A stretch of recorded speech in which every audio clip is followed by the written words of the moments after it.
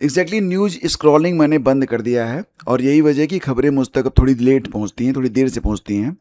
और जो काम की चीज़ें होती हैं मैं उतना ही देख पाता हूं, और क्योंकि समय दोस्तों बहुत कम है और मुझे आपके लिए भी और अपने लिए भी पढ़ने और पढ़ाने के लिए समय निकालना पड़ता है। सो मैं अपना जो टाइम है वो न्यूज़ स्क्रॉलिंग में, सोशल मीडिया में या फिर गॉसिप में कम ही दे पाता हूँ। और यही वजह है कि कभी कभी कुछ ज़रूरी चीज़ें मुझे छूट भी जाती हैं। ये जो खबर आपके सामने है ये मुझे मतलब थोड़ी देर से मिली है, लेकिन ये खबर मुझे पता है कि इसके बारे में आप में से लगभग 98% लोग वेल नोन होंगे, अच्छे तरीके से जानते होंगे। तो ये जो खबर है दोस्तों, इसने मुझे बहुत ही गहराई तक हिला दिया है। देखिए, सबके घर में कोई न कोई ऐसा बच्चा, कोई न कोई ऐसी बच्ची होती ही होती है जिसकी एज काफ़ी कम रहती है और उसकी सेफ्टी का कंसर्न उसके माता पिता के दिमाग में चलता ही चलता रहता है।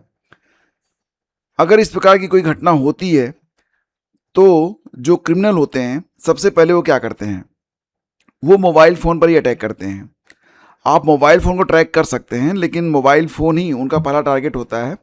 वो मोबाइल फ़ोन ले लेते हैं, सिम कार्ड को तोड़ देते हैं, तो फिर ट्रैक करना पुलिस के लिए या फिर हमारे लिए, आपके लिए मुश्किल हो जाता है। मतलब और कहानी वहीं पे समाप्त होती है जहाँ पर मोबाइल फ़ोन टूट जाता है, तो उसके बाद लोकेशन ट्रैक कर पाना ये काफ़ी मुश्किल काम हो जाता है। एग्जैक्टली मैं बहुत ज़्यादा समय नहीं लूँगा आपका। ये जो घटना है ये राजस्थान की है और महज 13 साल की बच्ची के साथ 32 लोगों ने जो काम किया है ये तो शायद कोई राक्षस भी नहीं करेगा। और ये जो पैसे कमाने के लिए लोग किस हद तक गिर रहे हैं, इनके लिए ना तो ईश्वर माने रख रहे हैं, ना ही बहन बेटियां माने रख रही हैं। इनकी जेब में बस पैसा आना चाहिए, पैसा ही इनके लिए सब कुछ हो गया है। तो मतलब ये है कि आपको अपनी सेफ्टी खुद बरतनी पड़ेगी। सिर्फ एक चीज आपको बचा सकती है दोस्तों, और वो है वर्तमान की जो टेक्नोलॉजी है। और इस टेक्नोलॉजी का इस्तेमाल अगर आपने करना सीख लिया तो आपकी चीज़ें, जैसे कि आपकी कार हो गई, आपकी गाड़ी हो गई, कोई बैग हो गया, या फिर आपके घर में कोई पेट है, कोई पालतू पशु पशु है, या फिर कोई बच्चा बच्ची है, तो उसको सिर्फ टेक्नोलॉजी सेव कर सकती है। लेकिन आप सभी को मोबाइल फ़ोन तो दे नहीं सकते हैं। मार्केट में अगर आप सर्च करेंगे, मैंने यूं ही सर्च किया था ये ट्रैकिंग डिवाइस फॉर किड्स, तो मुझे अमेजन पर इतने सारे डिवाइस दिखने को मिल गए, मतलब सो मैनी। तो दोस्तों, इसमें से कोई भी एक डिवाइस अगर लेना है आपको, तो जिसकी भी रेटिंग ठीक ठाक हो उसको आप ले सकते हैं। जैसे कि मुझे ये वाला थोड़ा ठीक लगा था, ये जियो का है, जियो फाइंड करके आता है। तो इसमें क्या होता है कि इसमें ट्रूली वायरलेस जीपीएस ट्रैकर है, रियल टाइम ट्रैकिंग कर सकते हैं आप, मतलब वर्तमान समय में कहाँ पर क्या है, जो चीज़ें जिस पर आप इसे रख देंगे वो चीज़ आप रियल टाइम में ट्रैक कर पाएंगे। Geo fence alert on unexpected move and ambient voice monitoring, तमाम चीज़ें इसमें दी गई हैं। और ये चीज़ दोस्तों मुझे बड़ी काम की लगी है। इसकी कास्ट बहुत ज़्यादा नहीं है, लेकिन इसके जो फीचर्स हैं ये बहुत ही अच्छे हैं। हालांकि इसके अलावा भी बहुत सारे डिवाइसेस हैं जो कि आप चाहें तो ले सकते हैं। इनकी कास्ट मैक्सिमम 500-600 रुपये से स्टार्ट होती है और 1000-1200 रुपये तक जाती है। लेकिन सेफ्टी पर्पज़ से इनका कोई तोड़ नहीं है। क्यों?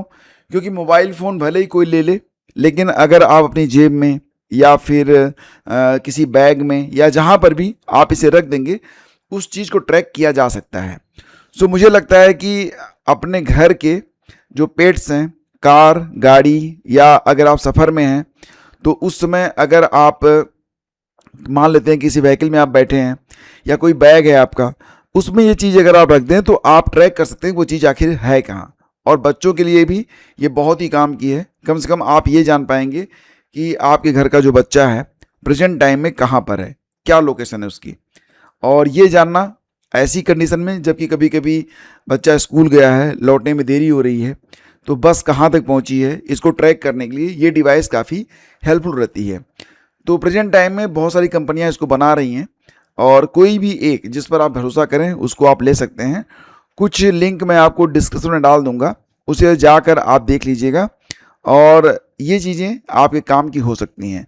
शायद अगर ये चीज़ें रही होती उस बच्ची के पास तो उसे ट्रैक करना काफ़ी आसान हो जाता। हालांकि दोस्तों कहते हैं कि जब कोई घटना घटनी होती है तो घट ही जाती है और बाद में हम उसके लिए अलर्टनेस बरतते हैं। लेकिन फिर भी कहते हैं ना कि सावधानी से अगर कोई काम किया जाए तो आने वाली मुश्किलों से बचा जा सकता है। मैं बस यही कहना चाहूँगा कि आप लोग सावधान रहें, सतर्क रहें, अपने घर में जो भी है उसके प्रति पूरी सतर्कता बरतें। मैं जो कहना चाहता हूँ आप समझ सकते हैं। अकेले तो कभी भी मतलब छोटी से छोटी जगह पर भी ना भेजें, और किसी भी अगर अकेले कोई बच्ची है वो कहीं जा रही है, आपसे भले बड़े बड़े कॉन्फिडेंस से कह रही है कि मैं यहाँ से ऑटो में बैठूंगी और वहाँ पे जाके सामान लूँगी और वापस आ जाऊँगी, आप भरोसा मत करिए। अभी एक वेब सीरीज आई थी राख, आपने नहीं देखी होगी शायद, अमेज़न पर आई थी। मैं कोई प्रमोशन नहीं कर रहा हूँ, लेकिन उसमें भी यही कहानी थी कि मतलब ये था ना कि उसके पिता के पास समय नहीं था और वो लड़की जो थी वो गाना गाने जाने वाली थी आकाशवाणी पर, और रास्ते में बस वही दो शैतान उसको मिल जाते हैं। और मैंने वेब सीरीज़ देखी थी, मुझे लगा था कि मतलब जो कुछ कर रहे हैं ये, इसका कोई पर्पज़ नहीं है, उनको कुछ मिलना नहीं था, लेकिन फिर भी उन्होंने उसे किया। शायद प्रवृत्ति होती जैसे होता है ना कि इंसान होते हैं, शैतान होते हैं, तो सबके अंदर अपनी एक प्रवृत्ति होती है और उसी प्रवृत्ति के अनुसार लोग काम करते हैं। तो उस दिन शायद अगर उसके पिता ने आकाशवाणी तक उस बच्ची को छोड़ दिया होता तो राख नाम की वेब सीरीज़ आप ना देख रहे होते। और जो बहुत ही हिलाने वाली घटनाएं उस बच्चे के साथ घटी थी, उस 11 साल के बच्चे के साथ घटी थी। दोनों भाई बहन जो थे, दोनों को ही उसने जो है बहुत बुरी तरह से मारा पीटा। और फिर आप समझ रहे होंगे यूट्यूब पर बहुत सारी चीज़ें होती हैं, वो बोल नहीं सकते आप। तो मेरा कहने का मतलब ये दोस्तों कि सावधानी बरतें, और अगर संभव है मतलब स्कूल की बस है वहाँ तक तो ठीक है, लेकिन अगर कहीं पर्सनल मूवमेंट करना है और घर में कोई बच्ची है, वो कितना भी मतलब एक्सपर्ट क्यों ना हो, घर का एक आदमी, एक सदस्य उसके साथ आया जाए, क्योंकि स्थितियाँ जो हैं ना वो बहुत ही ख़राब हैं। मैं बस सिक्योरिटी पर्पज़ से बातें बता रहा हूँ, कोई इसे इस रूप में ना ले कि क्या मूव नहीं कर सकते हैं, ये आप क्या कर रहे हैं। ये सब चीज़ें अपनी जगह दोस्तों, मैं किसी की आज़ादी के खिलाफ नहीं हूँ, लेकिन सिक्योरिटी ये पहला कंसर्न है और इस पर आप लोग बिल्कुल ध्यान दीजिए, ताकि इस प्रकार की जो घटनाएं हो रही हैं उस पर नकेल लगाई जा सके और इनको, ये जो इस ऐसे घिनौने लोग हैं, इनको इनके अंजाम तक पहुंचाया जा सके। मिलते हैं आपसे अगले वीडियो में। इसे लाइक और शेयर जरूर कीजिएगा, क्योंकि मैं चाहता हूं कि ये खबर लोगों तक पहुंचे और लोग थोड़ा सा अवेयर हों। Thank you.